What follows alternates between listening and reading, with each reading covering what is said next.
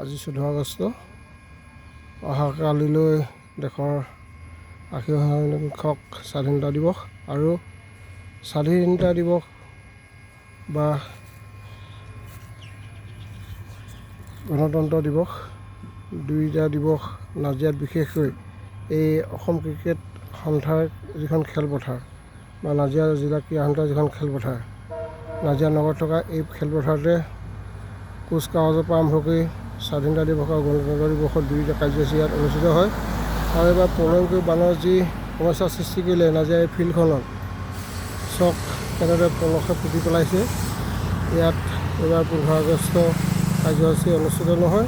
ইয়াৰ পৰিৱৰ্তে যিখন জৱাহৰ নৱোদয় বিদ্যালয় চকীমুখত আছে তাত অহাকালি 15 আগষ্ট অনুষ্ঠান আয়োজন কৰা হৈছে নাজিৰা সমজিলা প্ৰশাসনৰ সৌজন্যত।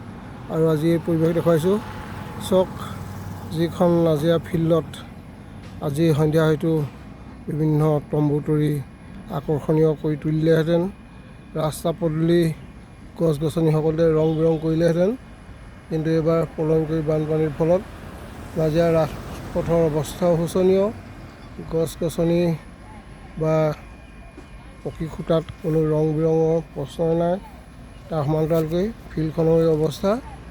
কেতিয়া পলসৰ মাটি আঁতৰাব এই ফিল্ডখনৰ পৰা কোনো সময় নাই, সেই সময় ঠিক কৰা নাই।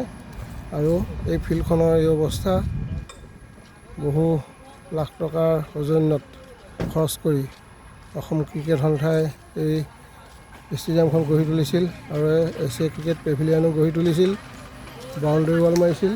কিন্তু আজি এই শোচনীয় অৱস্থা, এই শোচনীয় অৱস্থাৰ বিপৰীতে 15 আগষ্টৰ যি সম্পূৰ্ণ কাৰ্যসূচী হয় সেই কাৰ্যসূচী এবাৰ নাজিৰা নগৰবাসী দেখাৰ পৰা বিৰত হ'ব।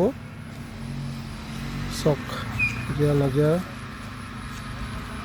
ফিল্ডৰ এই অৱস্থা।